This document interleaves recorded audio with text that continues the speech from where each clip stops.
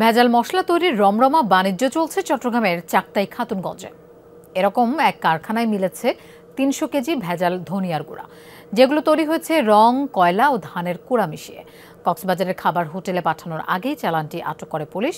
পরে মালিককে ১ লাখ টাকা জরিমানা ও সতর্ক করে ভোক্তা অধিকার সংরক্ষণ অধিদপ্তর। বাছাইকৃত লাল সরিষার দানা থেকে অত্যাধুনিক কোল্ড প্রেস মেশিনে তৈরি হয় প্রাণ সরিষার তেল, আসল ঝাঁঝে আসল স্বাদে। রং, কয়লা ও ধানের কুড়া মিশিয়ে তৈরি করা হয়েছে বস্তা ভর্তি এসব হলুদ, মরিচ ও ধনিয়ার গুঁড়া। ৩০০ কেজির এই চালান পাঠানো হচ্ছিল কক্সবাজারের খাবার হোটেলে। খবর পেয়ে মঙ্গলবার মধ্যরাতে খাতুনগঞ্জে অভিযান চালিয়ে এসব ভেজাল খাদ্যপণ্য জব্দের পাশাপাশি কারখানা মালিককে আটক করে পুলিশ। গত ৪ বছর ধরে ক্ষতিকারক রং মিশিয়ে মশলা তৈরির ব্যবসা চলছে বলে স্বীকার করেন তিনি। ওদিকে কাস্টমারে বলে যে আমরা লাল না হইলে আমরা মাল নিব না, যে আপনি যত লাল দিতে পারেন আমরা এগুলো দিয়ে গ্রিল মরিচ বানাই, এটি আমরা কাশ্মীরি বানাই, এই কারণে আমার এটা দেওয়া হয়। হ্যাঁ, ডাইরেক্ট বলে আমরা লাল বানা দিলে চলবো না, কারণ মরিচের কালার তো এরকম আসে না।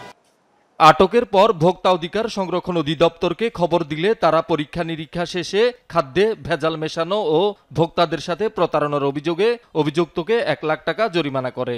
অপরাধ সে করেছে আর ভবিষ্যতে করবে না, আমরা তার থেকে এটা একটা লিখিত নিয়েছি, তাকে ১ লক্ষ টাকা অর্থদণ্ড করেছি। আর তার প্রতিষ্ঠান যেখানে আছে সেখানে আমরা তদারকি কার্যক্রম করব।